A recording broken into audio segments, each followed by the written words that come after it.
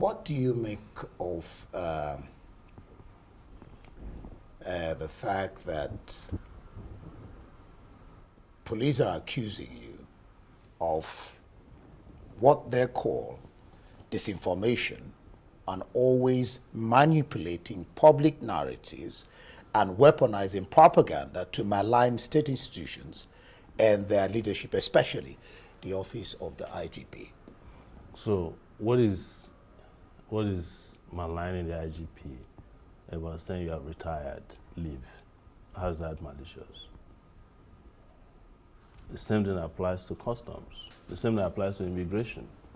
In the case of custom, it's even terrible because the person who is supposed to be the new custom leader is a female from the southeast. You don't want her to become the CG of customs, so you extend the tenure of the Yoruba man there. I'm not playing ethnicity, but that's how they think, and we must tell the truth to the public. In the case of immigration, it's the same thing. When people finish their tenure in uniform, you let them go. If you are so interested in that particular person, you can find another alternative position for them somewhere else. Are you getting my point? There was a time in this country, even though it was laughable, General Kotangora left the army, and when I think it was Babangida or was it Abacha who needed him to work again, he made him the vice chancellor of ABU.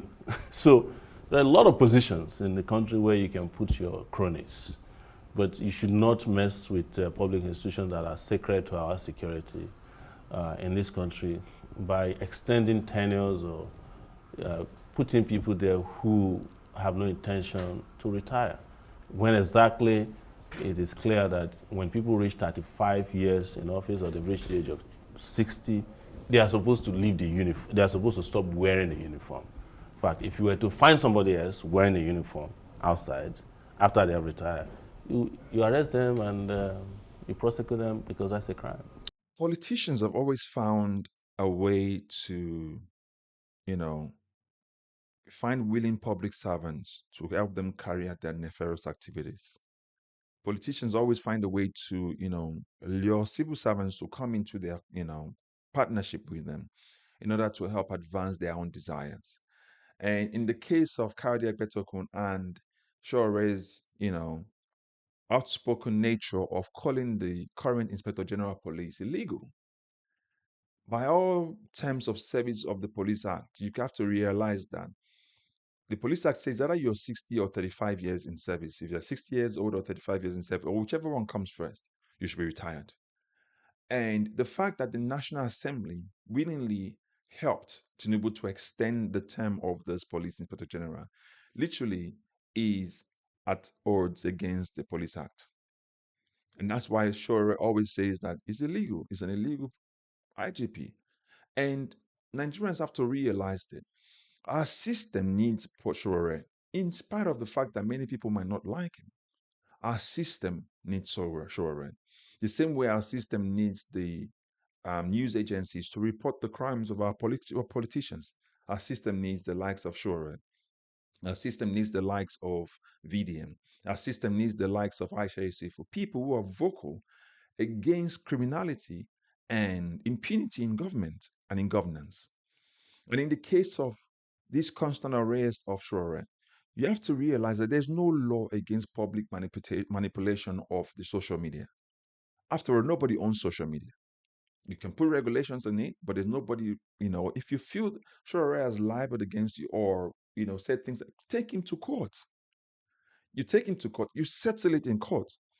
The fact that constantly Nigerians are currently being hijacked and locked up in jail for speaking up, this is no different from military regime when Nigerians spoke.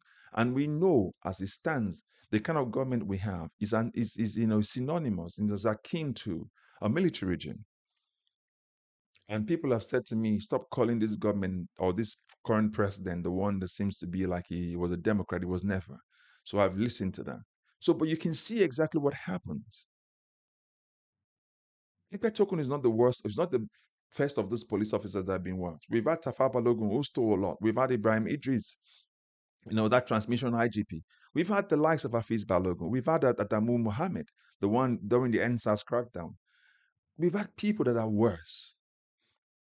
But this Egbetokun's one is at the climax of it so far for now.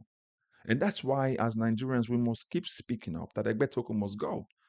We have to use the platform that we have to make sure we call out the police inspector general because he has to go. It's illegal, and we know that the National Assembly played a part in helping to retain this man in. And the man has to go because he's not serving the Nigerian people. He's only there to serve one person, Bola Tinubu. And that's why his term was extended to 2027 October. By that time, the 2027 election would have happened, and God forbid Bola Tinubu wins.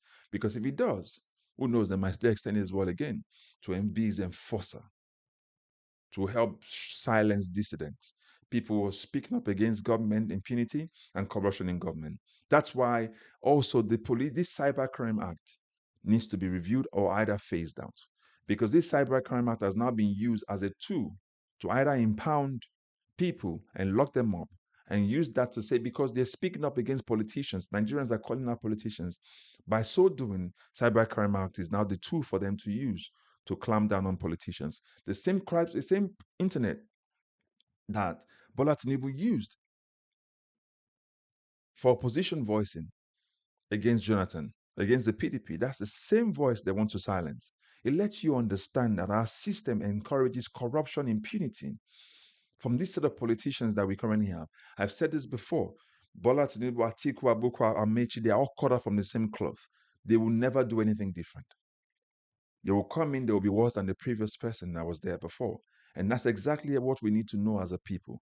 We must call out this government. We must call out this Bola Tinubu administration. We must call out this illegal Inspector General Police. For as far as we're concerned, it's past the time it needs to go so that new people can come up, promotion can go up, and then we can then have a shaking in the system. If other people that were below him were also forced to retire, why is he now left? We have to also remember our politicians are answerable to us. The reason why this impunity continues is because it is felt by the politicians that we are answerable to them. And they will use government infrastructure to actually clamp us down until they're not in government anymore. Buhari did it to Sowore. Bola Tinubu continued from him. The same Inspector General that was there is still the same one doing exactly the same thing. So we must speak up and we must continue to call out this IGP and we must continue to push for this IGP to be removed. And hopefully by 2027, Bola Tinubu too can go. And this set of corrupt National Assembly that we have, that we cannot write anything about.